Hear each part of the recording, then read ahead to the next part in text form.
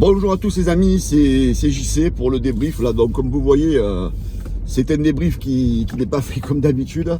Parce que bon, malheureusement, là, j'ai pas eu le temps de le faire comme je les enregistre habituellement. Parce que bon, j'ai mes horaires qui ont changé pour cette semaine exceptionnellement. Parce que j'ai une formation. Et donc, du coup, je commence plus tôt. Et du coup, voilà, donc je suis obligé de vous le faire malheureusement en vidéo un peu embarqué. Voilà, donc je voulais vous faire mon débrief justement pour ce match entre l'OM et Lorient. Donc dernier match au stade Vélodrome pour, je pense, beaucoup de joueurs, pour Jean-Louis Gasset et peut-être pour certains de la direction, on verra, je ne sais pas comment ça va se faire. Donc quand on voit la compo d'hier soir, ben, on voit que Gasset il a quand même puni certains joueurs de leurs prestations, on va dire, nullissimes contre les Italiens là, en demi-finale retour. Donc du coup, bon, il a obligé d'en remettre certains parce que bon, il ne pouvait pas tous les punir, parce que bon, vu l'effectif court qu'on a, donc construit par monsieur Pablo Longoria cette saison. Donc du coup, voilà, on va dire que les principaux, les Klose qui a été catastrophique, Kondogbia qui a été catastrophique, comment il s'appelle, Merlin qui a été, moi je l'ai surnommé la canebière dans ce match parce que les Italiens ils sont passés mais tranquilles, vous voyez. Donc du coup c'était la grande avenue du côté de Merlin. Voilà, du coup il a fait des changements, donc il a mis certains joueurs, donc j'ai pas mis d'épiloguer sur la compo qu'il a mis. De toute façon vous savez très bien que cette saison, qui que ce soit que tu mettes, c'est moyen, très moyen, plus que moyen, à part voilà, certains joueurs un peu qui font partie, on va dire, un peu de la colonne vertébrale, à part voilà, Aubameyang qui a encore marqué hier soir 2 buts. Donc il se retrouve Aubameyang cette saison avec 29 buts. Alors d'après ce que j'ai lu dans l'équipe ce matin, là, d'après Opta, je crois que c'est après Drogba, depuis les années 2000, c'est celui qui a marqué le plus de buts. Depuis 2000, c'est lui qui a marqué le plus de buts donc avec l'Olympique de Marseille. Voilà, donc avec un départ de saison mitigé. C'est vrai qu'on lui reproche ce salaire de 750 000 euros par mois. Après, bon, c'est pas lui qui s'est signé son contrat avec son salaire. C'est celui qui l'a fait signer qui est responsable du salaire d'Aubameyang. Mais bon, allez, à la limite, on va fermer les yeux, je dirais presque. Bon, même que c'est pas normal sur son salaire, puisque lui, au moins, plus ou moins, il met les buts. Voilà, il met des buts, même si c'est pas le grand attaquant espéré qu'on aurait aimé avoir, peut-être plus jeune, avec plus d'avenir, parce qu'on nous avait promis un super avenir à Vitinha. Donc, vous voyez que Vitinha, c'est pas non plus ce qu'on attendait. Donc, vous connaissez un petit peu le flop de Vitinha, à un prix extraordinaire. Voilà, donc ce match, oui, voilà, l'OM a gagné 3-1. Voilà, est-ce qu'il faut être content de ce résultat? Moi, franchement, pour moi, c'est devenu indifférent parce que je m'en fous. Vous savez, donc là, le seul bout de saison qu'on avait eu, c'était cette coupe européenne. Et quand tu vois qu'on ne s'est pas battu, qu'on n'a pas donné nos chances dans ce match-là, pour moi, franchement, hier soir, qui gagnait, qui perdait, je m'en foutais en fait. Alors, oui, tu gagnes 3-1, super. Certains s'extasent, certains sont heureux. Mais bon, n'oubliez pas que vous avez quand même gagné 3-1 contre le 17e qui va descendre sans doute en Ligue 2. Donc voilà, il ne faut pas non plus voilà, se pavoiser pour sur ce style de victoire, quoi. C'est ce que je voulais dire. Voilà, donc moi ce que je dis sur le match hier soir, c'est que voilà, la série continue. Tu as une équipe qui gagne à domicile, tu as une équipe qui fait de la merde à l'extérieur. Voilà, moi je pense que ce qui motive cette équipe, pas qui motive, mais ce que je pense qui leur donne peut-être un peu plus des coronesses, on va dire, c'est la pression que les supporters mettent. Ils savent que les supporters cette saison, ils sont énervés des prestations, des résultats et du classement. Et donc du coup, quand ils jouent à domicile, ils se donnent un petit peu plus. Surtout que hier soir, vous avez vu qu'il y avait beaucoup de banderoles dans quasiment tous les groupes de supporters où on montrait le mécontentement, cassez-vous, mouillez le maillot, allez vous faire enculer pour certains. Mais voilà, alors il y en a qui trouvent que c'est exagéré, que c'est ci, que c'est là. Moi j'ai dit bravo les supporters, parce que les supporters doivent justement jouer ce contre-pouvoir et mettre un petit peu cette pression. Parce que si on ne met pas une pression une année comme ça, on ne la met plus, les gars. Donc moi je dis bravo aux supporters. Voilà, tu gagnes, tu es encore a priori, comment dirais-je, dans la course pour finir 6e. Je crois, on a même le destin entre nos mains, hein, parce qu'au goal average, on est meilleur que les autres. Je crois qu'on est à égalité de points. Et du coup, ça te pourrait éventuellement te qualifier pour une Europa League en finissant 6e. Voilà, donc à la limite, allez, on va dire à la limite, tu arrives à accrocher une Europa League parce que ça va permettre au mercato peut-être de faire venir des joueurs alors de seconde zone. Hein. Parce qu'il ne faut pas rêver les amis, hein, au mercato, tu ne vas pas faire venir des joueurs de première zone en jouant une Europa League. Hein. Les joueurs de première zone, ils vont dans des clubs où il y a la Ligue des Champions. Hein, voilà. Donc si tu fais une Europa League, eh ben, tu auras des joueurs de deuxième zone, et si tu fais une Conference League, ben, tu auras des joueurs de troisième zone. Hein. Et moi, pour moi, des joueurs de troisième zone, ben, c'est des joueurs moyens. Hein. Voilà. Donc à un moment donné, voilà, moi qu'on finisse européen ou pas cette année, je m'en branle. Donc je veux qu'à un moment donné, il y ait des comptes qui soient un peu payés par certains, hein, parce que c'est bien beau. Hein. Hier soir, j'ai pas pu faire le live. D'ailleurs, je m'excuse auprès de la team parce que j'ai eu un souci de connexion. Et l'aftermatch, et donc avec mon téléphone j'ai un peu navigué hier soir hein, en 5G là, j'ai un peu navigué sur plusieurs lives, et quand je vois que dans certains lives on fait plutôt le bilan des joueurs et qu'on parle jamais de la direction et de ceux qui ont construit cette équipe, eux les joueurs, ils sont venus à l'OM, on leur a fait des méga contrats avec des méga salaires. Je veux dire, voilà, moi je suis un joueur moyen.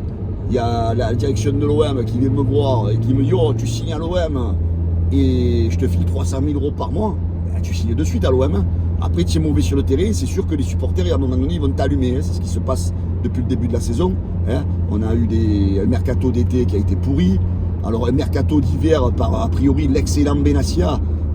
Donc, on est allé chercher Benassia, mais pour faire quel mercato? Rappelez-moi, les amis. Mumbagna, Merlin l'Enchanteur et Ulysse Garcia. Donc voilà, donc si on a besoin d'aller chercher Benassia pour faire un tel mercato, les gars, à un moment donné, il faut m'expliquer quelles sont les prouesses de Benassia, parce que je pense qu'il y a des directeurs sportifs français qui auraient fait tout aussi bien, ou voire mieux. Hein. Voilà, donc à un moment donné, comme je vous dis, moi, il va falloir que certains s'expliquent, il va falloir que certains fassent les comptes de la saison, qui s'expliquent en conférence de presse et qui s'excusent auprès des supporters pour dire qu'ils ont fait de la grosse merde. Voilà, parce que quand vous voyez les banderoles du Vélodrome, c'est pas les banderoles qu'il y a sur les réseaux sociaux. Ça, c'est les vrais supporters, les gars, entre guillemets. Alors ne le prenez pas mal, hein, ceux qui n'habitent pas à Marseille. C'est pas ce que je veux dire. Je veux pas dire que ceux qui ne sont pas à Marseille, c'est des faux supporters. Mais moi, ce que je dis en termes, entre guillemets, hein, de vrais supporters, c'est ceux qui sont au contact de l'équipe toute l'année. Ceux qui vont au stade, ceux qui se payent chaque match les abonnements, des places, et qui sont quotidiens dans chaque match de l'OM, qui payent de l'argent, qui veulent voir un spectacle. Je pense qu'ils sont, entre guillemets, un peu plus légitime de donner leur avis, parce que les mecs quand même ils se font taxer sur leurs finances pour voir de la merde. Et quand tu vois de la merde, ben c'est normal que tu réagisses et que tu fasses des banderoles. Voilà, donc quoi dire, hein, c'est quasiment l'avant-dernier, où il reste encore 2 débriefs à faire. Le bilan de la saison, ben, il est catastrophique, cataclysmique. Pour moi, c'est une grosse erreur professionnelle de pas mal de monde. Et justement, les responsables, il va falloir qu'ils assument. Parce que si on est un bonhomme, hein, je parle bien sûr, et qu'on se fie aux performances qu'on a fait, on est honnête, on fait une conférence de presse en disant, bon les gars, j'ai aimé votre club, peut-être sur les premières saisons, j'ai fait des choses qui étaient passables, acceptables, mais là, vu le rendement que j'ai eu cette année, j'ai été très mauvais. Je laisse un Olympique de Marseille avec un effectif très moyen, avec des salaires extraordinaires. Donc il faudra qu'on m'explique aussi le salaire du goal remplaçant, Blanco, 250 000 euros par mois pour jamais jouer. Donc il faut qu'on me l'explique, alors qu'à la limite on aurait pu promouvoir le petit Simon et le faire jouer de temps en temps, et tu aurais économisé 250 000 euros par mois de salaire. Ouais, donc parce qu'a priori monsieur Pablo Longoria va justement, a priori s'il reste à l'OM, s'attaquer aux erreurs qu'il a faites et essayer de réduire la masse salariale. Donc voilà les amis, donc ça c'est mon bilan à moi. Certains ne l'accepteront pas parce que ils voient en Pablo Longoria quelqu'un d'extraordinaire, ils voient en Pablo Longoria quelqu'un d'irremplaçable. Alors certains vont te dire ouais mais si Longoria il s'en va, on met qui à la place? On met qui à la place? C'est Longoria qui fait le football mondial, c'est Longoria. Oui, quand on part dans l'inconnu, on a peur. Mais peut-être que le futur mec qui aurait éventuellement à la présidence de l'Olympique de Marseille, il fera peut-être mieux. Voilà, donc moi c'est ce que je me dis. Quand je vois de la merde, j'espère quelqu'un d'autre qui fasse mieux. Voilà, donc ça c'est mon opinion. Maintenant, si certains veulent continuer à laisser l'équipe entre les mains de quelqu'un qui laisse de l'instabilité chaque saison du côté de l'OM, en utilisant je ne sais plus combien d'entraîneurs depuis qu'il est président, combien de joueurs il a utilisé, parce que chaque année c'est 80% de l'effectif qui dégage à chaque fois, comment voulez-vous créer dans ce club une identité et surtout un style de jeu, parce que tu prends constamment des entraîneurs qui ne sont pas forcément adaptés à ce qu'attendent les supporters de l'Olympique de Marseille, c'est-à-dire du spectacle sur le terrain. Voilà. Les deux coachs qui nous ont promis du spectacle, c'était Sampaoli et c'était Tudor. Alors certains disent ouais mais ils sont partis. Non les amis, ils sont pas partis. Ils sont partis parce qu'on ne leur a pas donné la suite, les moyens de leurs ambitions, avec des joueurs qui auraient pu justement améliorer ce système de jeu. Voilà. Donc voilà pourquoi les deux coachs sont partis. Voilà. Certains vont dire ouais ils sont partis parce qu'ils avaient des caractères de merde. Non, ils sont partis parce que les mecs, on leur a justement pas donné la suite, le projet. Parce qu'un projet, d'année en année, on rajoute des éléments qui permettent justement de le faire progresser. Moi, de mon vieux âge, parce que je suis un vieux, parce que des fois je me fais insulter par des petits jeunes de 25-35 ans qui me disent que je comprends rien au foot. Après, c'est leur problème de le penser. Mais moi, la seule phrase que je retiens, c'est celle de JPP. JPP, Jean-Pierre Papin, donc je pense que les vieux de la vieille comme moi, qu'il a dit, un jour il avait parlé donc de Bernard Tapie, il avait dit, il est resté 6 ans à l'OM, il a dit, et chaque année, Bernard Tapie me rajoutait des joueurs pour permettre de me faire progresser.